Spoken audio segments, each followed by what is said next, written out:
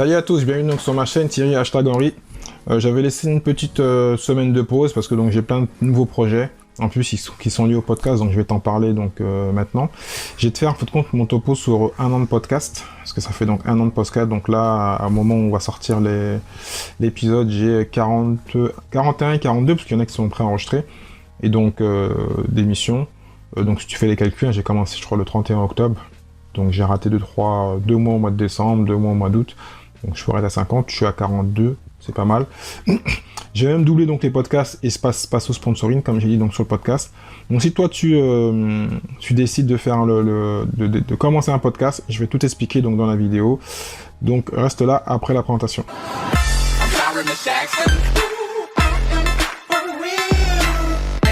Donc le podcast, pourquoi c'est intéressant? T'as dû le voir, il y a plein de gens qui commencent à le faire, d'autres qui ont commencé, qui arrêtent. J'ai même eu des invités qui avaient commencé donc le podcast et qui sont revenus sur YouTube, parce que c'est vrai que YouTube est très puissant, donc il n'y a pas de comparaison réellement. On pourrait en faire, j'en ai même déjà fait, mais bon. Après, c'est plutôt une question de philosophie. Moi, j'aime le podcast, j'aime ce contenu-là, la vidéo, j'en fais aussi, comme tu vois, j'en fais là. Mais c'est différent. J'en ai fait un moment 3 par semaine, même 4. Puis là, j'ai mis ça à 1, ça me dérange pas. C'est plutôt... Après, il faut faire ce qui correspond à sa personnalité. Donc le podcast, je pourrais en faire tous les jours, ça me dérange pas. Donc c'est pour ça, en fin de compte, que moi, que je vends le podcast et que je vais continuer dessus et que je vais t'en parler. En plus, tu as dû entendre que Google a fait plein d'annonces cette année, et dernièrement, il y a 2 mois, il a encore indiqué qu'il va mieux référencer donc les podcasts.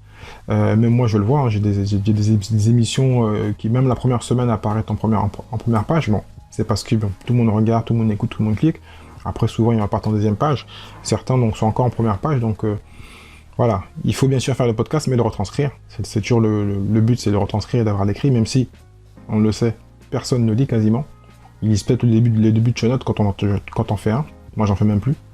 Je transcris tout simplement.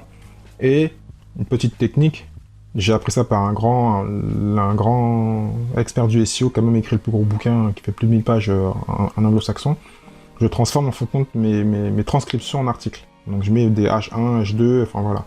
Et donc, si tu viens, tu vas croire que c'est un article parce que donc, tu verras des photos et différents titres. Petit hack.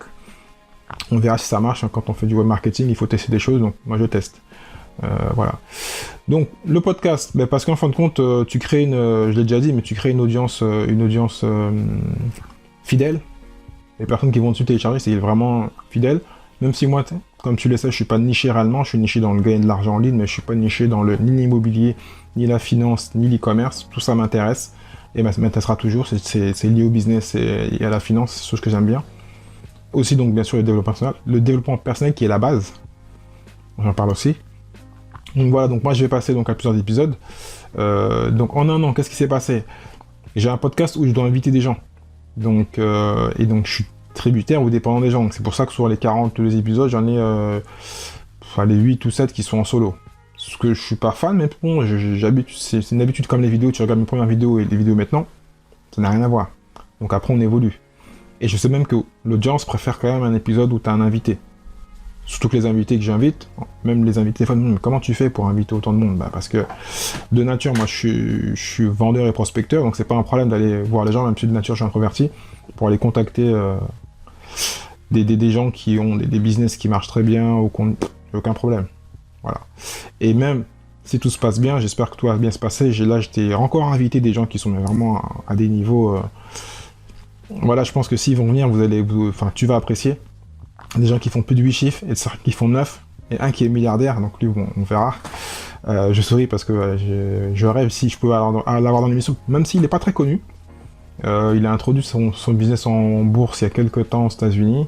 Bon, on verra. Donc voilà, c'est plutôt la partie là pour revenir au un an, qui peut être un peu compliqué des fois. Même moi qui aime bien, mais des fois, comme en journée maintenant, je suis aussi BizDev en plus de l'affiliation et du podcast. Donc quand j'ai passé la journée à appeler 100 dirigeants et le soir il faut encore que j'appelle des gens, ça peut m'embêter un peu. Mais donc je le fais. D'autres sont venus à moi aussi, donc merci à ceux qui viennent à moi. Et si toi tu écoutes l'émission et que tu as un business qui fait 6-7 chiffres, ou tu as une thématique, une spécialité, n'hésite pas à me contacter, je te mettrai le lien ici, contact@thierry-henry.fr si tu veux être sur mon podcast, que je fasse ta pub. Voilà. Avec grand plaisir, et qu'on puisse partager, échanger, parce que le but, moi, principal du podcast, c'était donc de partager et d'augmenter mon réseau. Donc techniquement, maintenant, j'ai 42 entrepreneurs qui sont des gens qui sont dans mon réseau, d'autres, même si d'autres, pour te dire, j'en ai contacté, d'autres on discute encore un petit peu, d'autres ne répondent même plus, donc c'est pas grave, c'est la loi des nombres. Si même la moitié des 40 répondent et qu'on puisse rester en lien et qu'on puisse soit faire des émissions dans 2-3 ans, parce que je mets le podcast dans la durée, ou soit donc faire du business ensemble, moi je suis d'accord. Et comme cette année donc, je vais passer à 2, donc techniquement je vais être environ 100 épisodes, donc voilà, comme on dit, on est la moyenne des 5 personnes avec qui on est entouré. Moi, toutes les semaines, je suis entouré d'entrepreneurs et là je vais en faire plus. Sur ce podcast, donc ce qui fait donc que ça augmente mon réseau. Quand j'ai interviewé Julien d'Oseille TV, bon voilà, mon esprit grandit parce qu'il est vraiment intelligent.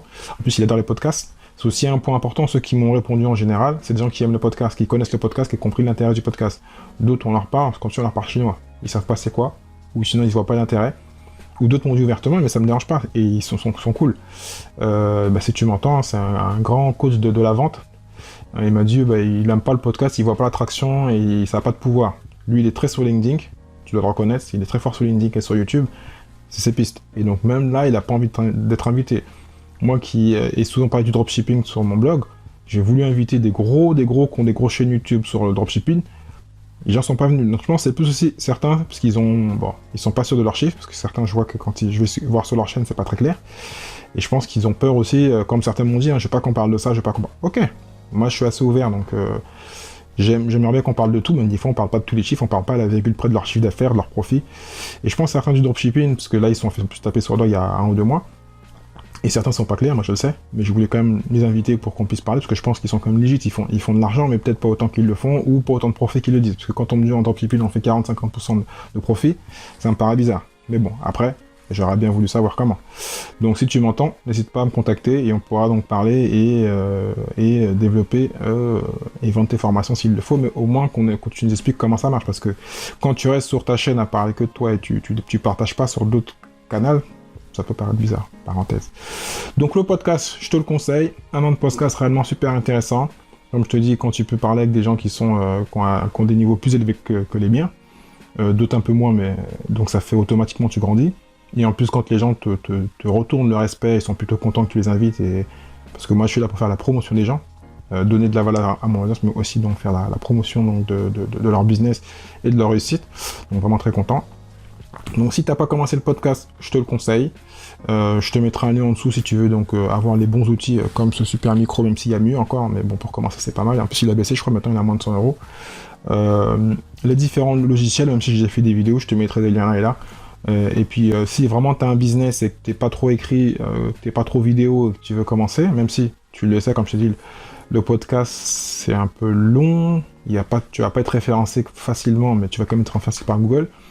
Mais si les gens veulent te chercher, ils vont te chercher. Et souvent j'ai même des discussions avec des gens dernièrement qui m'ont dit mais moi j'ai les réflexes d'écouter en anglais parce que j'ai pas de podcast ou de référence en français.